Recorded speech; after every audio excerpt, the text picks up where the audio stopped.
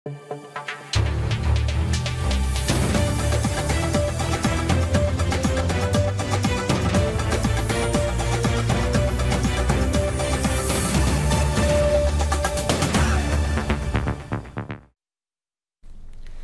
দর্শক, আমি তাজওয়ার মাহমিদ স্বাগত জানাচ্ছি আজকের সম্পাদকীয়তে। সংস্কার বিষয়ে রাজনৈতিক দলগুলোর সঙ্গে জাতীয় ঐক্যমত্য কমিশনের প্রথম পর্যায়ের আলোচনা শেষ হচ্ছে 15 মে। এরই মধ্যে স্পষ্ট হয়েছে গুরুত্বপূর্ণ কিছু সংস্কার প্রস্তাবে রাজনৈতিক দলগুলোর অবস্থান বিপরীতমুখী। এমন অবস্থায় জাতীয় ঐক্যমত্য কমিশনের আশা অনুযায়ী জুলাই সনদ রচনার সম্ভাবনা কতটুকু, ঐক্যমত্য না হলে নির্বাচনের দিকে এগিয়ে যাওয়ার পথ কি হতে পারে, প্রাসঙ্গিক বিষয় নিয়ে আজকের সম্পাদকীয় ঐক্যমত্য কতদূর।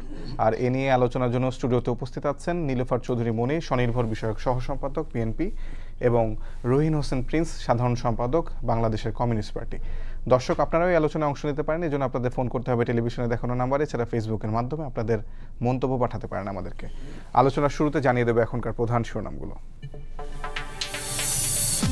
করিডোর নিয়ে আলোচনা হলেও চুক্তি হয়নি, প্রক্সি যুদ্ধে জড়াচ্ছে না বাংলাদেশ, বললেন নিরাপত্তা উপদেষ্টা। অনির্বাচিত বলেই লুকোচুরি করছে সরকার, অভিযোগ রিজভির। গণমাধ্যমের বিরুদ্ধে মব ভায়োলেন্স গণতন্ত্রের সঙ্গে সাংঘর্ষিক, মন্তব্য মির্জা ফখরুলের। ফ্যাসিবাদী চর্চা থেকে মিডিয়াকে বের হওয়ার আহ্বান নাহিদ ইসলামের।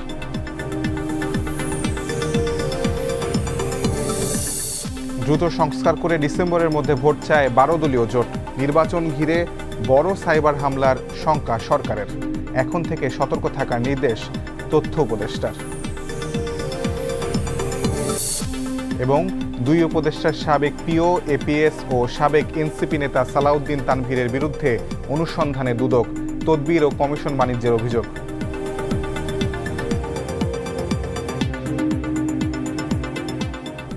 আমরা আলোচনায় আসতে চাই প্রথমেই রহিন হোসেন প্রিন্স, আপনাকে দিয়ে শুরু করি। সংস্কার বিষয়ে বিএনপি, এনসিপি, জামায়াত ইসলাম সহ আপনাদের দলগুলোর আসলে কমিউনিস্ট পার্টি সহ সব দলের আসলে অনেক ধরনের মতামত আছে, বিপরীতমুখী অবস্থানও দেখা যাচ্ছে। এমন অবস্থায় আসলে এই সংস্কার প্রস্তাবগুলোতে যদি ঐক্যমত না হয়, সেক্ষেত্রে নির্বাচনের পথে কোনো ধরনের বিলম্ব ঘটতে পারে কিনা আপনি কি মনে করেন? এটি দিয়ে শুরু করতে চাই। আমাদের কাছে কি কি বিষয়ে দ্বিমত আছে সেটারও একটা তালিকা আছে, সেটি ধরে আমি পরবর্তী প্রশ্নগুলো করব। জি, ধন্যবাদ আপনাকে। আমি বিএনপি নেত্রীকে ধন্যবাদ জানাই এবং যারা শুনছেন তাদেরকে শুভেচ্ছা জানাচ্ছি। আমাদের বিবেচনায় সরকার আমাদের সাথে যে কথাগুলো বলেছে এবং যে সব বিষয় তাদের সাথে আমাদের শুরুতে ঐক্যমত্য হয়ে আছে, আমি সরকারের কথা বলছি, অন্তর্বর্তীকালীন সরকার, তারা যদি সেই কথা রক্ষা করে তাহলে ঐক্যমত্য খুবই সহজ। এটার জন্য আপনার টাইটেলে দেখলাম যে জুলাইয়ের মধ্যে যদি না হয় নির্বাচন সংকটে কিনা, জুলাই লাগবে না, এই মাসেই সম্ভব।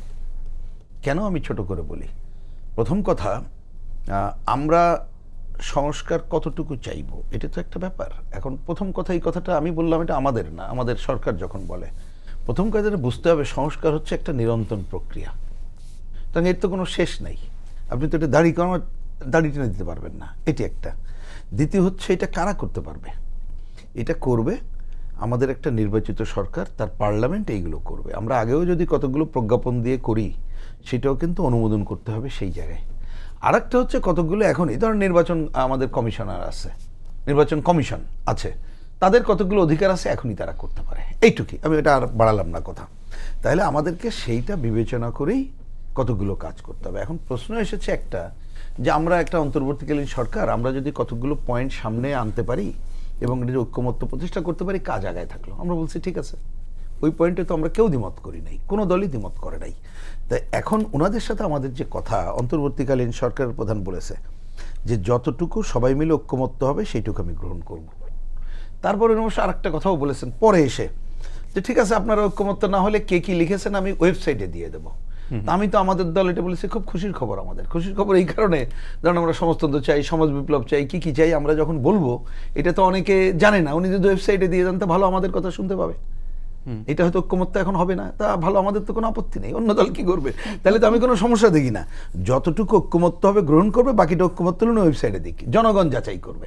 তাহলে এইটা যদি ফাইনাল হয়, এবার আমি কেন বললাম যে এই মাসের মধ্যে সম্ভব, ইতিমধ্যে দেখুন প্রসঙ্গক্রমে একটু বলছি, ওনারা মাত্র 6টি কমিশনের আমাদের কাছে যে কোশ্চেনিয়ার পাঠিয়েছে 166টি, তার মধ্যে অ্যাকচুয়ালি রিপিটেশন আছে।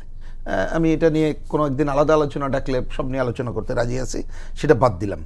2 নম্বর হচ্ছে ওনারা এই 6টির যে ডাউস বইগুলো রচনা করেছে তাতে কিন্তু আপনি কোশ্চেনিয়ার মানে কি এই ধরনের প্রশ্ন হিসাব করলে আমার বিবেচনায় এইখানে 500-600-রও বেশি কোশ্চেনিয়ার থাকবে।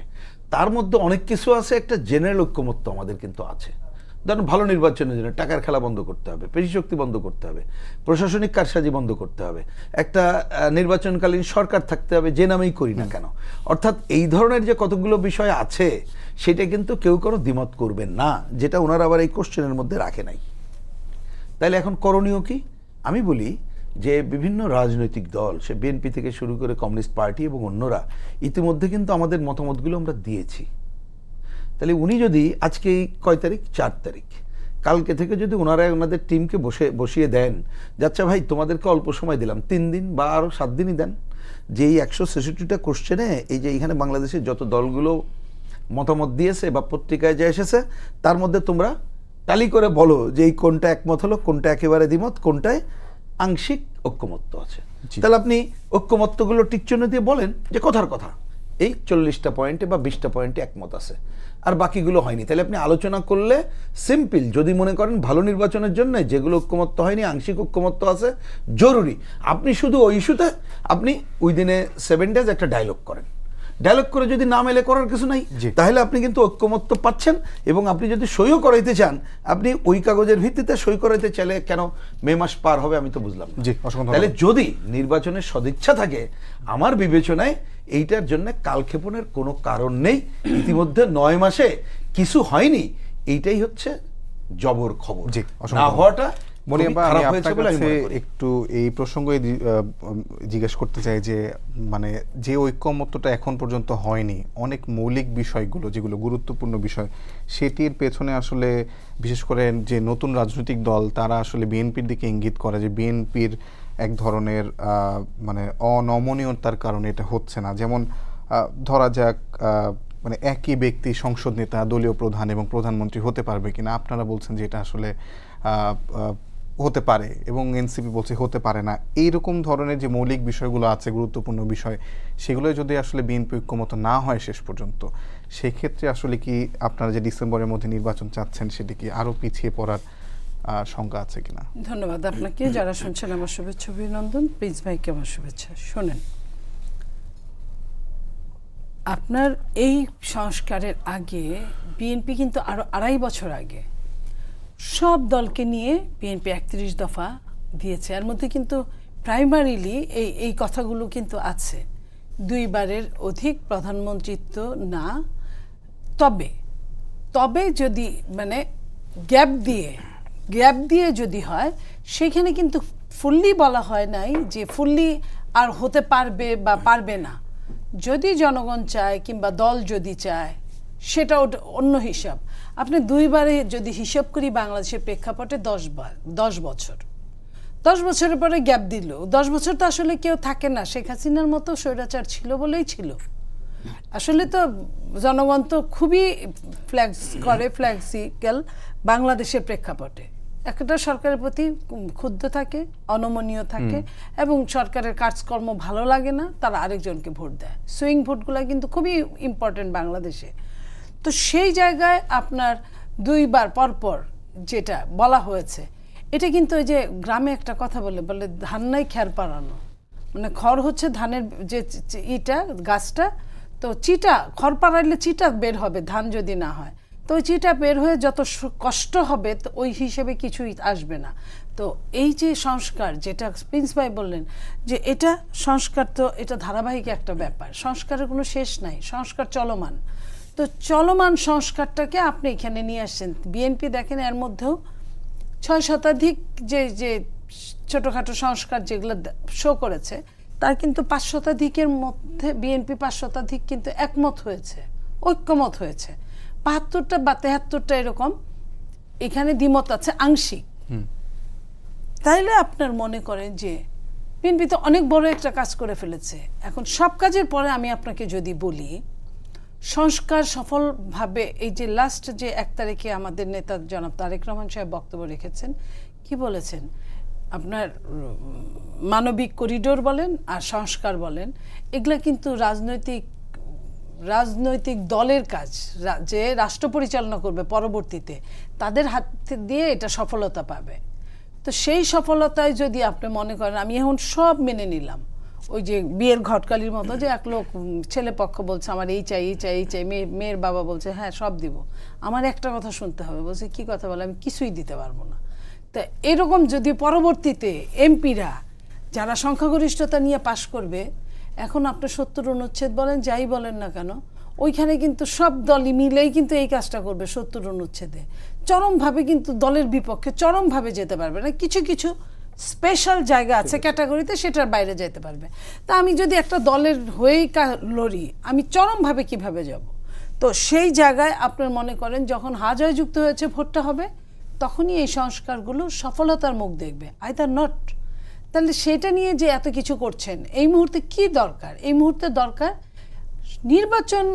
নির্বাচনকে নিয়ে যে সংস্কারগুলো দরকার সেগুলো আগে আগে শেষ করা। জি, আপনি আবহমান কালে সংস্কার নিয়ে বসছেন, আপনার কথা থেকে আমার একটা কথা মনে হলো, সেটা হলো এনসিপি যে কি বলে, এনসিপি যা বলে সেটাই কি আমার শুনতে হবে? না, শুনতে হবে না। এনসিপি কে? এনসিপির তো কোনো আপনার রেজিস্ট্রেশনই নাই এখন পর্যন্ত। আচ্ছা, তাহলে আমি এনসিপির কথাই যদি শুনি, তাহলে তো আমি সেকেন্ড রিপাবলিকই করা দরকার। কিন্তু তারাও তো একটা অভ্যুত্থানের বড় শক্তি, সেটা তো আমি তো অস্বীকার করছি না, তারা আমাদেরই লোক, আমরা তাদেরই লোক।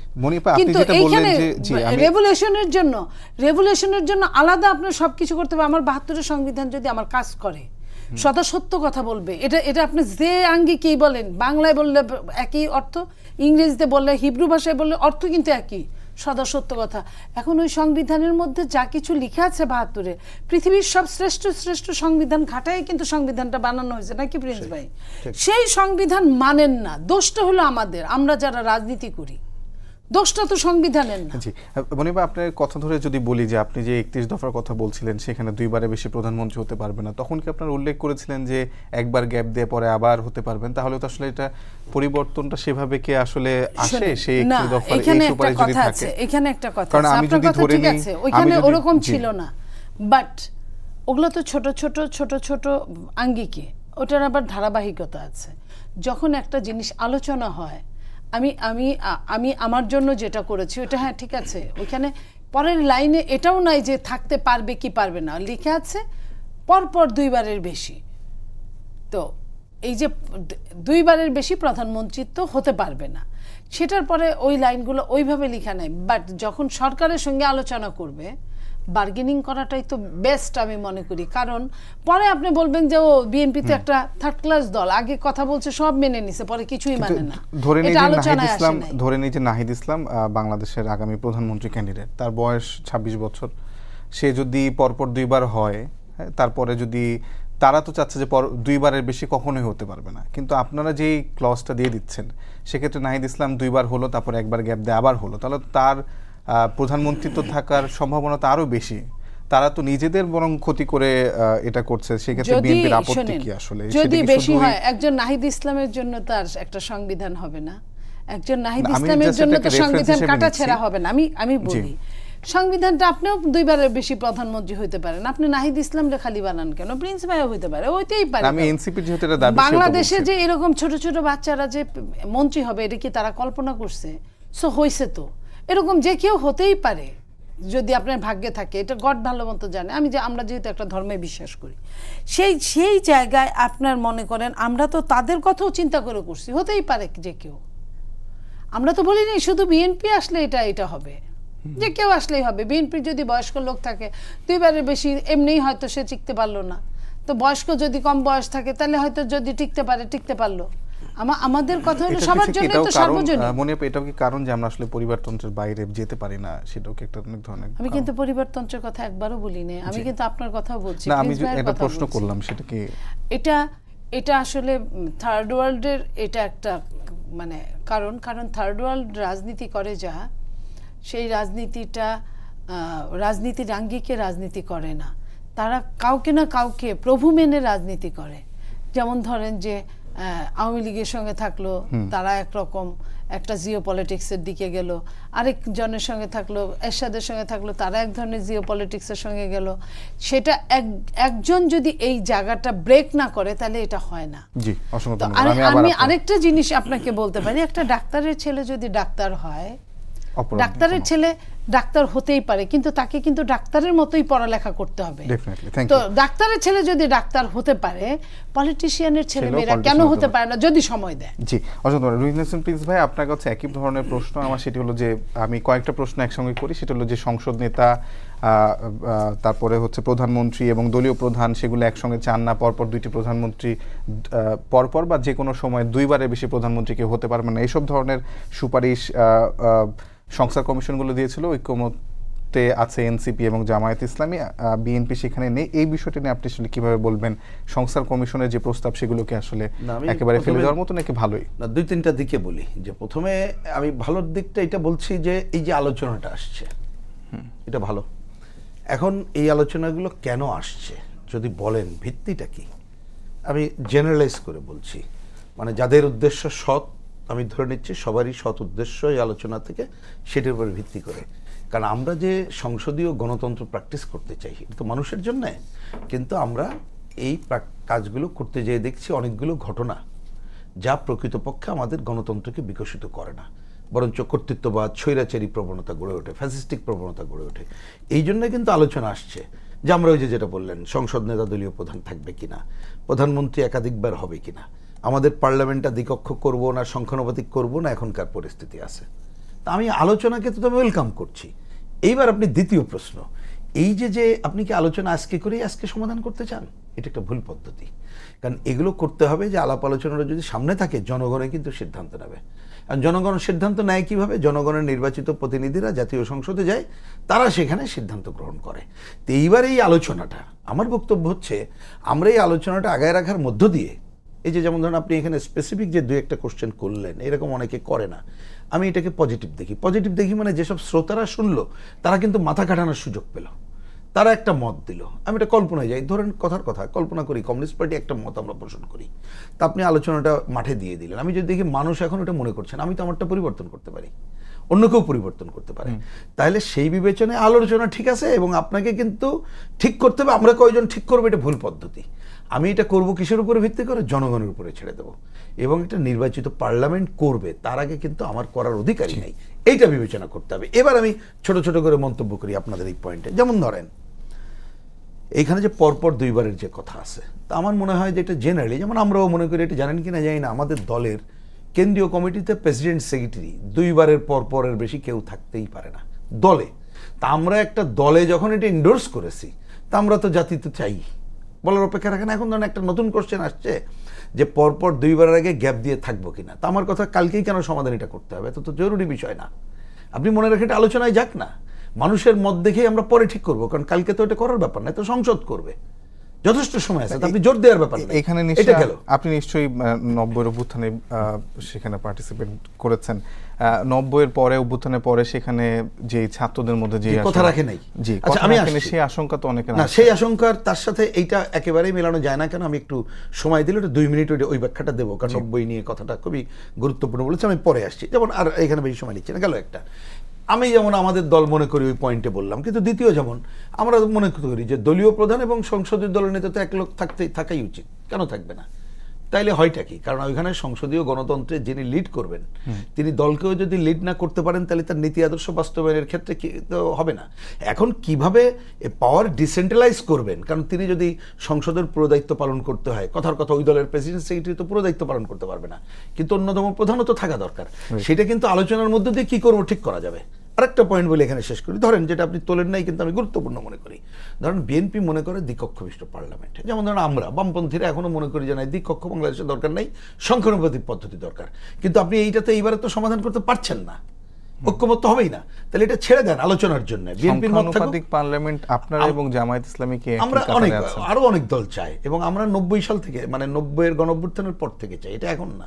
94 সালে তখন বাম গণতান্ত্রিক জোট, তখন থেকে চাই সংখ্যানুপাতিক, কিন্তু সংখ্যানুপাতিক পদ্ধতির সাথে স্থানীয় সরকারও জড়িত, এটা বড় আলোচনা। কিন্তু আমি কথাটা যে কারণে তুললাম, যে আমরা মানুষের মধ্যে ছুড়ে দেই যে সংখ্যানুপাতিক পদ্ধতি দ্বিকক্ষবিত পার্লামেন্টই। আমরা মানুষের কথা শুনে আমার মত আমি চেঞ্জ করতে পারি, বিএনপি তার মত চেঞ্জ করতে পারে। আমি বলছি আপনি এই ধারা না করে হঠাৎ করে একটা আলোচনা আনলাম, মানুষ জানলো না বুঝলো না, ভালো করে আমি ইয়েস নো করবো, এটা খুবই ভুল পদ্ধতি, গণতন্ত্রের জন্য ভালো পদ্ধতি না। এটা বিষয়। এবার আমি 30 সেকেন্ড একটু সময় নিয়ে বলি। দেখুন 90-এর গণঅভ্যুত্থানের তো ঠিকই, 90-এর গণঅভ্যুত্থানের পরে যেসব শাসক গোষ্ঠী ক্ষমতায় ছিল অনেকে যথাযথ করে, কিন্তু ওইটা আবার এত বড় দাগে কিন্তু আলোচনা ছিল না। কি কি ছিল খালি মনে করে দিয়ে আমি শেষ করে দিচ্ছি। একটা ছিল একটা ভালো নির্বাচন করব এবং ভালো নির্বাচনী ব্যবস্থা গড়ে তুলব। তা পারি না এবারে, কিন্তু নির্বাচনী ব্যবস্থা গড়ে তোলার জন্য আমরা সবাই একমত যে ভালো নির্বাচনের জন্য যা যা সংস্কার করা ওটা দিয়ে করতে হবে। আরেকটা ছিল কি, মুক্তিযুদ্ধ এবং স্বাধীনতার ধারা পুনঃপ্রতিষ্ঠা করব। এখন এটা যার যার মতো করে ব্যাখ্যা দিছে, তা আমি যদি এবার এটা না করি তাহলে সমস্যা নেই। আরেকটা ছিল কি, আমরা কেউ সাম্প্রদায়িকতা করব না, কেউ যদি সাম্প্রদায়িক প্রচার প্রচারণা করে ঐক্যবদ্ধভাবে মোকাবেলা করব।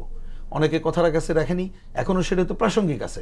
আরেকটা কি ছিল, আমাদের মধ্যে যদি পরস্পর সংকটের উদ্ভব হয়, এটা আচরণবিধি ছিল, তা আমরা পরস্পর আলাপ আলোচনা করে ঠিক করব। তাহলে আপনি এই জায়গাগুলো যদি বলেন 90-এ যতটুকু ব্যত্যয় হয়েছে, আপনি এইবারও কিন্তু ব্যত্যয়ের দিকে চলে আসছেন। কেন জানেন? এটা আমার পরিষ্কার বক্তব্য, আগেও বলেছি। গণঅভ্যুত্থানের পরপর দ্রুত একটা নির্বাচন করলে জনগণের যে গণঅভ্যুত্থানের প্রতি যে আকাঙ্ক্ষা ছিল, কেউ কিন্তু এর থেকে পিছু উঠতে পারতো না। আপনি যত দেরি করে নির্বাচন দেখবেন এইগুলো ফিকে হয়ে যাবে। তখন নির্বাচিতরা অনেক কথা না রেখেও পার পেয়ে যেতে পারে। কিন্তু আমি মনে করি 24-এর গণঅভ্যুত্থানে এইবারের যে আকাঙ্ক্ষা মানুষের সামনে নিয়ে এসেছে, আপনি এইবারের আকাঙ্ক্ষা অনেক কিছু যারাই ক্ষমতায় যাক না কেন সব বাস্তবায়ন করবে, সেটা আমি মনে করি না। কারণ আপনি তেঁতুল গাছ যদি নির্বাচিত করেন তা তো মিষ্টি আম আশা করতে পারবেন না, সেটা অন্য আলোচনা। কিন্তু একেবারেই উপেক্ষা করতে পারবে বলে আমি ব্যক্তিগতভাবে মনে করি। জি, অসংখ্য ধন্যবাদ। মনিয়াপা, প্রিন্স ভাই বলছিলেন যে সংখ্যানুপাতিক যে নির্বাচনের পদ্ধতি যেটি জামায়াত ইসলামও চায়, সেটির সঙ্গে দেখলাম কমিউনিস্ট পার্টিও একমত। খুবই বিপরীতধর্মী দুটি দল কিন্তু একমত হয়েছে এই বিষয়ে। বিএনপি বিষয়টা চায় না। বিষয়টা কি এরকম যে আসলে বিএনপি অনেক আসনে তাদের মানে এককভাবে জিততে পারবে, তাদের সংখ্যানুপাতিক ভোটের প্রয়োজন হয় না, বড় দল হিসেবে বিএনপি চায় না, যারা ছোট দল তারা চায়, এমন কি মনে হয় কিনা আপনার? আসলে জিনিসটা খুব গুরুত্বপূর্ণ। প্রিন্স ভাই যেটা চান, যে প্রিন্স ভাইরা যেটা চান এটারও যুক্তি আছে, বিএনপি চায় না তারও যুক্তি আছে। প্রিন্স ভাই যদি ধরেন বিএনপির নেতা হতো, হয়তো প্রিন্স ভাইও চাইতেন না। আমি এটাই বলি। বা জামাত যদি বিএনপির হতো, জামাতও চাইতেন না। এটা বহু বছর এরকমই হয়। আমি যদি নর্মালি আমি পাই, হেঁটে হেঁটে পাই, আমি দৌড়াবো কেন? তো আমি কেন আরেকজনকে ভাগ দিব? আমি অ্যাজ এ সাধারণ মানুষ হিসেবেই আপনার প্রশ্নের উত্তর দিলাম। আমি বিএনপির নেতা বা কর্মী হিসেবে দিচ্ছি না। তো এটা একটা যদি সম্পর্কগুলো সুসম্পর্ক থাকতো, কেন জানি দেখেন, তাও একটা কথা ছিল। আমি প্রিন্স ভাইয়ের কথা বলছি না এখানে। যেমন ধরেন জামাতের সাথে বিএনপি অনেক দিন অ্যালায়েন্স করেছে, আপনার যুগপৎ আন্দোলন করেছে। বিএনপি জামাতের জন্য অনেক পোর খেয়েছে, অনেক মানে ছেঁচা খেয়েছে যেটাকে বলে বাংলায়। কিন্তু জামাত 5ই আগস্টের পরে জামাত রাতারাতি চোখ পাল্টে দিল। বিএনপিকে আরেকবার ভাবার জন্য করে দিল যে আমি কাদের সাথে কাজ করেছি। আমার কাছে এরকম মনে হয়েছে। আমার রিয়ালাইজেশন থেকে আপনাকে কথাগুলো বলছি। তো তারপরে আপনার মনে হলো যে বন্ধু বলে কোনো শব্দ নাই, শেষ বলে কোনো শব্দ নাই। তো তাদের যদি সংখ্যানুপাতিকে বিএনপি রাজি হয়, বিএনপির লস হবে। হ্যাঁ, বিএনপির এত লাভেরও দরকার নাই, হতেই পারতো। সেটা যদি শুধু প্রিন্স ভাইয়ের জন্য হতো বা আরো 5টা বামের জন্য হতো, হইলে হতে পারতো। কিন্তু এখানে অনেক সিরিয়াস রুক্ষতা আছে, যে রুক্ষতারা তাদের যদি লাভটা তাদের বেশি হবে, অনেক বেশি হবে। বিএনপি তো এই হিসাবটা একটা বড় দল হিসেবে এই হিসাবটাও করবে। মানে ভালো হইলে এতটাও তো ভালো হতে পারে না যে নিজেকে দেউলিয়া করে দেওয়া। এটার জন্য দেউলিয়া হবে না, কিন্তু কিছু জিনিস আছে না, 1 মণ দুধের মধ্যে ধরেন 1 ফোঁটা চুনা ছাড়লে ওই দুধটা কিন্তু এমন না যে 10 কেজি খাওয়া যাবে আর 10, 20, 30 কেজি ফেলে দিতে হবে, পুরাটাই ফেলে দিতে হবে। আমি এই কথাটাই বলতে চাই আপনাকে। জি, অসংখ্য ধন্যবাদ। প্রিন্স ভাই, আমি আপনার কাছে খুবই গুরুত্বপূর্ণ একটি প্রশ্ন করতে চাই। সেটি হলো যে আগের সংবিধান অর্থাৎ 72-এর যে সংবিধান, সেখানে 4টি মূলনীতির মধ্যে ছিল ধর্মনিরপেক্ষতা। তো সেটি তো আসলে এনসিপি এবং জামায়াত ইসলামী অনেকেই আসলে এটা বাতিল চাচ্ছে, আমরা 5 আগস্টের পরে লক্ষ্য করছি। যদিও বিএনপি সেই বিষয়ে অনেকটাই একমত না। এবং তারা সেটি থেকে ধর্মনিরপেক্ষতা বাদ দিয়ে বহুত্ববাদের প্রস্তাব করেছে বা প্লুরালিজমের প্রস্তাব করেছে। প্লুরালিজমের বাংলাটা সংস্কার কমিশনকে খুঁজে নিতে বলেছে। আবার দেখা যাচ্ছে হেফাজতে যে সমাবেশটা হলো সেখানে বহুত্ববাদও বাদ দিতে বলা হয়েছে। জামায়াতের পক্ষ থেকে একইভাবে জামায়াতের নায়েবে আমির তিনি কিন্তু কড়াভাবে সংস্কার কমিশনের সঙ্গে বৈঠকের পর বহুত্ববাদ বাদ দিতে বলেছে। তাহলে বহুত্ববাদ এবং ধর্মনিরপেক্ষতা যদি বাদ দেওয়া হয় তাহলে দেশের সংখ্যাগরিষ্ঠ যারা মানুষজন আছে সেটা কি আসলে তারা কি একটা ধরনের নিরাপত্তাহীনতায় ভুগবে কিনা এবং রাষ্ট্র কি আসলে বৈষম্যমূলক হয়ে যাবে কিনা বৈষম্য বিরোধী আন্দোলনের মাধ্যমে আবার ফ্যাসিবাদ হটানো রাষ্ট্র? আপনার শেষ কথাটা খুবই গুরুত্বপূর্ণ, একেবারে শেষ শব্দ কথাটা খুবই গুরুত্বপূর্ণ। কিন্তু তার আগে আমি একটু ওই সংখ্যানুপাতিক পদ্ধতিতে 1-2 মিনিট একটু বলি। একটু যদিও আমি পুরো ব্যাখ্যার সময় নাই বা আমারও দেওয়া উচিত নয়, তো বিএনপি ভালোভাবে বলতে পারবে। দেখুন, বিএনপি কিন্তু সংখ্যানুপাতিক নাকচ করেছে আমি ব্যক্তিগতভাবে মনে করি না। আপনি যদি তথ্য দেখেন, তারা যে দ্বিকক্ষ বিশিষ্ট পার্লামেন্টের কথা বলেছে, উচ্চ কক্ষে কিন্তু সংখ্যানুপাতিক পদ্ধতির কথা বলেছে। এবং আমার ব্যক্তিগত ধারণা, যদিও আমি বলতে পারবো না, যদি এক কক্ষ বিশিষ্ট পার্লামেন্ট থাকে, অ্যাকোমোডেট করার কথা তারাও যেভাবে ভাবে, তখন কিন্তু সংখ্যানুপাতিক ভাবতেও পারে এবং স্থানীয় সরকার আরও যদি শক্তিশালী করা হয় তখন ভিন্ন। সুতরাং এক বাক্যে কথাটা এই জন্য বললাম, অমুক নাকচ করে দিছে, অমুক পক্ষে এসেছে, এটা কারেক্ট না এই জন্যে। এবার দ্বিতীয়ত আপনি যে প্রশ্ন বলেছেন, আমি শেষটা বললাম গুরুত্বপূর্ণ এই কারণে, আমরা এবারের যে আন্দোলনটা করলাম এবং আগের আন্দোলনও খেয়াল করেন, এমনকি মুক্তিযুদ্ধের সময়ও বলেন, সেটা কি আমরা একটু সবার সামাজিক মর্যাদা নিশ্চিত করার কথা বলছি, সাম্যের কথা বলছি, সামাজিক ন্যায় বিচারের কথা বলছি। এবং শুধু মুক্তিযুদ্ধ না, আপনি পাকিস্তান আমলের 54-এর যুক্তফ্রন্ট নির্বাচন থেকে শুরু করে বিভিন্ন সময় যে আন্দোলন সংগ্রামগুলো ছিল, তারই ধারাবাহিকতাই কিন্তু 72-এর সংবিধান। এবং সেখানেই কিন্তু গণতন্ত্র, ধর্মনিরপেক্ষতা, সমাজতন্ত্র। এখন এটা কে কীভাবে বলবো সেটার হিসাব করাও কিন্তু তার আছে। সুতরাং আপনি ওইটাকে যদি এইখানে যেহেতু সবাই মিলে থাকি, আপনি এইটাকে নাকচ করছেন ধর্মনিরপেক্ষতাকে, আবার বহুত্ববাদের কথা বলছেন, তার মধ্য দিয়ে আপনি যেটা বলেছেন খুবই কারেক্টলি আমি মনে করি যে আমাদের দেশের ধর্মীয় এবং অন্যরাও একটা কি বলবো যে শব্দটা আপনি বললেন যে নিরাপত্তাহীনতায় ভোগার কথা বলবে। বরঞ্চ আমরাও মনে করি যে এইখানে ওইখানে হাত দেওয়ার কোনো দরকার নাই, বরঞ্চ এইখানে অন্যান্য জনগোষ্ঠীর যে স্বীকৃতিটা নাই, যেন আমাদের দেশে আদিবাসী এবং অন্যান্য জায়গায়, তাদের কিভাবে আপনি ঢোকাবেন সেই চিন্তা করেন, ওইখানে অন্যান্য সংকটগুলো দূর করার আলোচনা করেন। এই কিন্তু এই ক্ষেত্রে আমি এই কথা বলেই শেষ করতে চাই। এখানে আপনি তো বুঝছেন যে এই পয়েন্টে একমত হচ্ছি না। আপনি হেফাজতের কথা বললেন, আপনি বিএনপির কথা বললেন, ওই কমিটির কথা বললেন, ওই নাগরিক কমিটির কথা বললেন, কমিউনিস্ট পার্টির কথা বললেন, তাহলে আপনি কি জোর করে এখন একমত করাবেন? তাহলে তো আলোচনার দরকার নেই। আমি বলতে চাচ্ছি ধর্মনিরপেক্ষতাটা ফেলে দিয়ে বহুত্ববাদ রাখা হয়, সেক্ষেত্রে তো সবাই দুই ধরনের না, এক না, মোটেই এক না। বহুত্ববাদ ভিন্নভাবে মিন করে, তার কতগুলো পজিটিভ দিকই আছে, আমি অস্বীকার করছি না। কিন্তু আমরা যেটা মনে করি, আপনি ধর্মনিরপেক্ষতা থাকলে ওইটার অপ্রয়োজনীয়, ওইটার প্রয়োজন আছে বলে আমরা মনে করি না। কারণ বরঞ্চ এটা কোনো দরকার নেই, বরঞ্চ ধর্মনিরপেক্ষতা সম্পর্কে যে নেগেটিভ দিকগুলো আছে সেইটাকে আমরা দরকার হলে সেফটি ক্লজ করে দেবো। কারণ অনেকে ভুল মনে করে যে এটার মানে ধর্মহীনতা কিনা, মোটেই না। ওটা কিন্তু দেখবেন 72-এর সংবিধানের যে প্রণয়ন কমিটি 4 নভেম্বর যখন পরিষ্কার বলা আছে ধর্মনিরপেক্ষতা মানে আমাদের কি, সেইখানে কিছু লিখতে হলে আমরা লিখে নেব, কোনো অসুবিধা নেই। সোশ্যালিজম মানে যার যার মতো করে আমি লিখে নেব, কোনো সমস্যা নেই, সাম্যের কথা এটা লিখতে পারি। কিন্তু এটাকে আপনি বাতিল করে অন্যটা বললে হবে কি?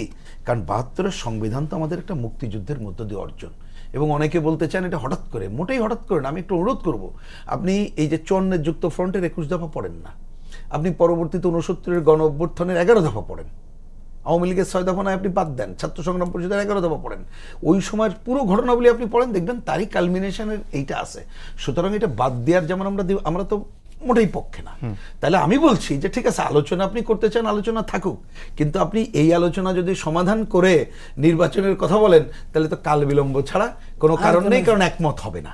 এই এবং আমি আবার রিপিট করছি, আপনার শেষ কথাটা গুরুত্বপূর্ণ। এইবারের আন্দোলন গণতন্ত্র, বৈষম্য মুক্তি এবং মানুষের, সকল মানুষের এক ধরনের নিরাপদ আবাসভূমি চাইব, এমন কিছু আমাদের করা উচিত হবে না যাতে কেউ একটা ক্ষুদ্র জনগোষ্ঠী হলো সে যাতে নিজেকে অনিরাপদ বোধ করে। অসংখ্য ধন্যবাদ। আমি 1.5 মিনিট করে আপনার কাছে সময় নেব। সেটি হলো যে একদমই সাম্প্রতিক বিষয়, সেটি হলো যে করিডোর নিয়ে, মানবিক করিডোর, রোহিঙ্গা আরাকান রাজ্যের সঙ্গে যে মানবিক করিডোরের আলোচনা চলছে, সেখানে আসলে বিএনপি অভিযোগ করছে যে সরকার লুকোচুরি করছে, সরকার আসলে নির্বাচিত নয় বলে সরকার এই বিষয়টি নিয়ে লুকোচুরি করছে। অপরদিকে আজকেই জাতীয় নিরাপত্তা উপদেষ্টা খলিলুর রহমান তিনি বলেছেন যে করিডোর নিয়ে আলোচনা হলেও কোনো ধরনের চুক্তি হয়নি এবং সেটি তো আসলে মোটামুটি ওপেন এবং প্রক্সি যুদ্ধের কোনো মানে সম্ভাবনা বাংলাদেশের নেই, মানে প্রক্সি যুদ্ধে জড়ানোর যে আলোচনা গতকাল মেজর হাফিজও করেছেন, নুরুল হক নূর করেছেন।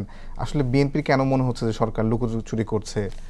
দেখেন, এটা তো সাধারণ কথা, যেখানে উপদেষ্টা আপনার পররাষ্ট্র উপদেষ্টা বললেন যে করিডোরের একটা ব্যাপারে পজিটিভলি বললেন যে এটা দেওয়া হচ্ছে বা হয়েছে এরকম, তখন আপনার প্রধান উপদেষ্টার প্রেস সচিব উনি বললেন যে না, উনি ডাবল স্ট্যান্ডার্ড কথা বললেন যে এরকম কোনো কথাই হয় নাই। তাহলে যদি প্রধান উপদেষ্টার প্রেস সচিব যদি সত্য বলে, তাহলে পররাষ্ট্র উপদেষ্টা অসত্য বলেছে। পররাষ্ট্র উপদেষ্টা যদি সত্য বলে, তাহলে প্রেস সেক্রেটারি অসত্য বলেছে।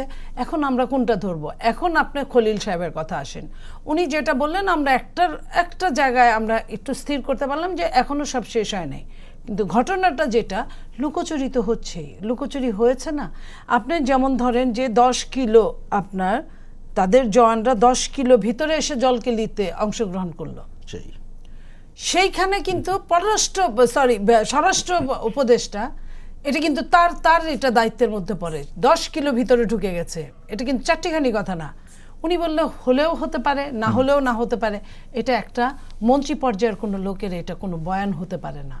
তারপরে আবারও কিন্তু তারা আসছে এবং প্রতিনিয়ত আকাশপথ লঙ্ঘিত হচ্ছে, নৌপথ লঙ্ঘিত হচ্ছে। আপনার বাংলাদেশে প্রতিদিন আপনার হাজার হাজার রোহিঙ্গা ঢুকছে আবার, অথচ কথা ছিল কি, জাতিসংঘের সেক্রেটারি জেনারেল চলে যাওয়ার সময় কথা হলো যে 1-1.5 লাখের মতো তারা ফেরত নিবে। পরবর্তীতে এই পররাষ্ট্র উপদেষ্টায় বললো যে এমন কোনো কথা হয় নাই। তাহলে আপনি দেখেন কতগুলো লুকোচুরির এখানে ব্যাপারগুলো, এগুলো কিন্তু কোনোটাই কিন্তু চারটিখানি কথা না, এগুলো প্রত্যেকটা জিনিস কিন্তু ভেরি ডেঞ্জারাস। সেটা হলো যে অন্তর্বর্তী সরকারের উপরে যে অভিযোগগুলো আনা হচ্ছে বিএনপি এবং অন্যান্য রাজনৈতিক দল, তারা কি আসলে খুব বেশি চড়াও হয়ে যাচ্ছে কিনা সরকারের উপর, আপনি কি মনে করেন? না, আমি চড়াও তো বরঞ্চ এখনো হয় নাই। আমি বরঞ্চ বিশেষ করে গ্রামে গঞ্জে বা উপজেলায় গেলে মানুষ আমাদেরকে অভিযোগ করে যে আপনারা এখনো সফট ভূমিকা নিচ্ছেন, কারণ এখন আপনারা বুঝতে পারছেন। এই যে ধরেন আপনি যে ঘটনাটা বার্মা নিয়ে মানে মায়ানমার নিয়ে যেটা বললেন, আলটিমেটলি তো লুকোচুরি কেন? আমি তো বলি যে পররাষ্ট্র উপদেষ্টা যেটা বলেছে সেটাকেই আমি পজিটিভ মানে ওনার কথাকে কারেক্ট ধরা উচিত। নীতিগতভাবে একমত হয়েছে, সেটাকেই ধরে বিবেচনা করতে, এবং এই একমত খুবই ক্ষতিকর। কারণ উনি এই সেক্টরেরই মালিক, এই সেক্টর আপনি একটা নির্বাচিত সরকার হলেও সংসদ এত বড় ভূমিকা নিতে গেলেও অন্যান্য রাজনৈতিক দলের সাথে কথা বলে, ওনার কথাই বলে নাই। এবং প্রসঙ্গক্রমে বলে, আমি সময় নাই বলে হয়তো আপনিও সময় দিতে পারবেন না, আমিও বলতে চাই না। ওই জাতিসংঘের মহাসচিব এসেছিলেন 15ই মার্চ 2টা সভায় আমি আমন্ত্রিত হয়েছিলাম ওনার সাথে, একটা ডায়ালগে এবং বিকেলে ইফতারে সন্ধ্যায়। তাতে তো আমরা যেটা আলামত দেখেছিলাম সে আলামতটা খুব একটা ভালো দেখি নাই, এইটুকু খালি বলে গেলাম।